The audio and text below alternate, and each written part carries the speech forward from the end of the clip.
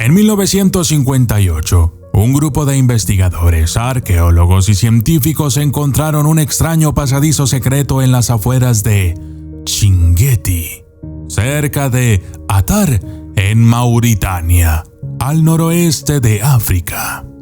En este pasadizo oculto, que fue descubierto accidentalmente por uno de los pobladores de el pueblo ya mencionado, se encontraron 3 extrañas lápidas.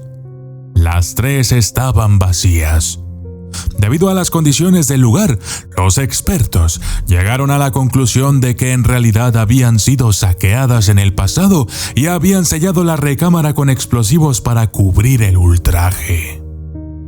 No obstante, uno de los arqueólogos, el Dr. Youssef Al-Anas, sintió curiosidad al ver una especie de camino que llegaba a las 3 tumbas, que en realidad continuaba más allá, como si los estuviera guiando hacia otro lado.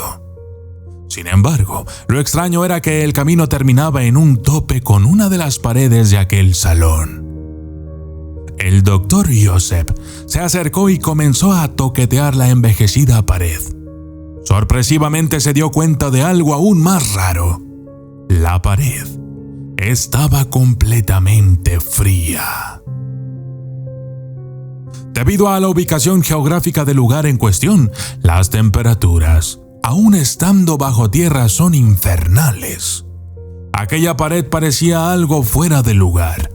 El resto de los investigadores comenzaron a tocar las demás paredes y nuevamente se encontraron con otra sorpresa.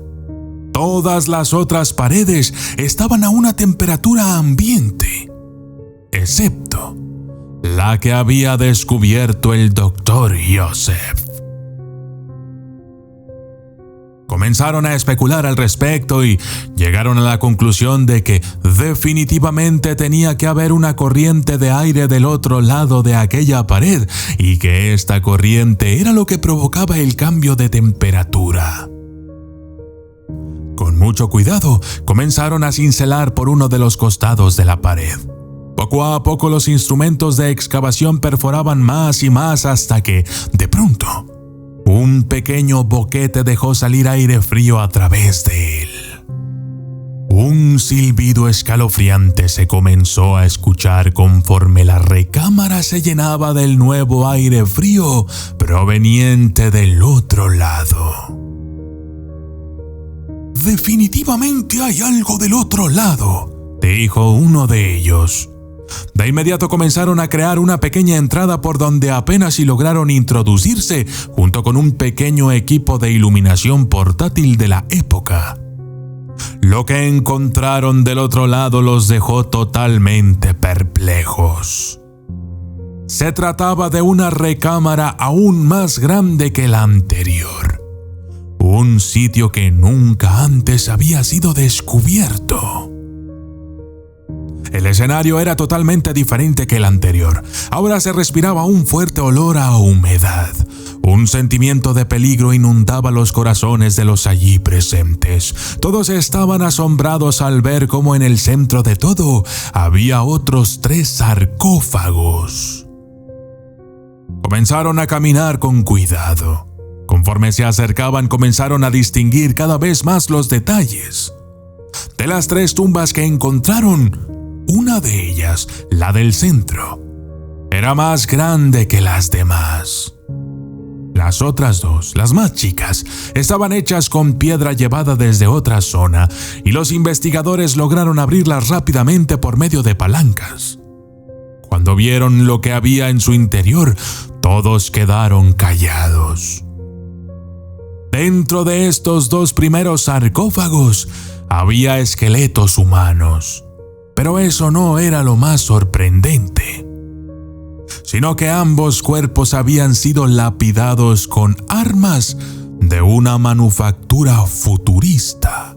Es decir, que estaban hechas con un acero resistente, inoxidable, y que además tenían en ellas grabados un extraño sello al estilo de los sellos del rey Salomón. Sus armaduras no eran para nada conocidas por los expertos.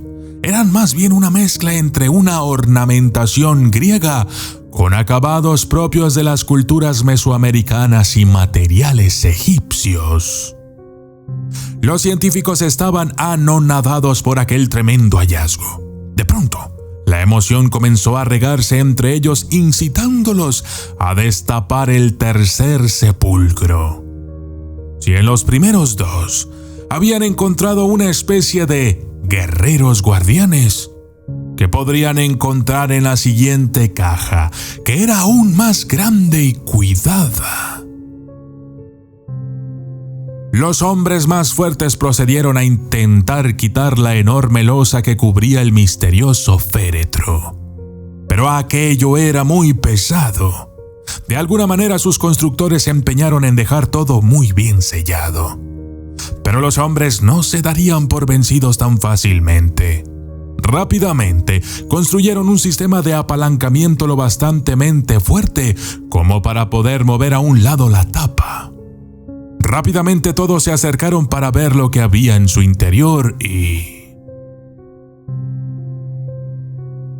dentro de aquella prisión de piedra encontraron lo que jamás podrían haber imaginado. Era un esqueleto, pero no era humano. La osteología de aquel ser era parecida, pero definitivamente no era un humano. Tan solo el esqueleto medía casi 4 metros de largo, pero lo que más sobresalía era el cráneo, algo parecido al cráneo de una criatura que debió haber tenido cualidades quirópteras, es decir, parecido a un murciélago o a un vampiro. Había dientes en el fondo del cajón, todos ellos eran colmillos afilados, sus dedos parecían garras largas, sus costillas eran tan fuertes que aún mantenían su estructura firme y conservada, sus piernas eran largas y sus pies eran como los de un abominable ser, con 3 enormes dedos al frente y unos largos y anchos espolones traseros como puntas de flechas. Todos creyeron estar viendo al mismísimo diablo ahí recostado. Aquel ser era un demonio, una clase de gigante, una criatura de otro mundo. De pronto todos comenzaron a sentir más y más frío. Para cuando se dieron cuenta ya casi era de noche, por lo que decidieron cerrar las tumbas y volver al día siguiente con más personal y equipo para comenzar la investigación. Uno a uno, fueron saliendo los hombres de aquel sitio. Colocaron unas cuantas piedras en la entrada y regresaron al pueblo cercano para pasar la noche. Al día siguiente, todos estaban emocionados. El primer equipo entró a la primera recámara y comenzaron a documentar lo que veían. Luego, procedieron a la segunda recámara. Ahí estaban, las 3 lápidas esperando a ser estudiadas. Nadie quiso hacerse esperar. De inmediato fueron por la más grande de ellas, la que contenía el esqueleto de un demonio en su interior. Vaya sorpresa que se llevaron los investigadores cuando volvieron a destapar el féretro y se dieron cuenta de que ahí ya no había ningún esqueleto demoníaco. Solamente restos polvorientos, vasijas con sal, otras vacías, y en el fondo un par de trozos de tela vieja y carcomida. ¿Quién había saqueado durante la noche el esqueleto? ¿Profanadores? ¿Algún empleado? Para nada. Aquello no tenía signos de haber sido ultrajado. Simplemente había desaparecido o... pareciera como si el esqueleto demoníaco hubiese cobrado vida y se hubiese ido él solo. Desconcertados, comenzaron a buscar pistas por todas partes, hasta que finalmente uno de ellos logró encontrar algo que hasta ese momento habían pasado por alto. Justo debajo de la tapadera de aquel sarcófago había una inscripción hecha en arameo que decía: Aquí se encuentra encerrado Morosiro, el demonio de la llama. Que los guardianes protejan a quien se atreva a liberarlo de su sepulcro, porque él es engendro del mal. Por su furia perecieron los sadoctomitas y los arfianos también. Con su poder destruyó la gran ciudad de los mares y fue aprisionado aquí por las armas que el ángel Osmariel nos entregó. Que el Padre proteja a aquellos que en el futuro abran esta prisión, porque este mal no muere, sino que es eterno.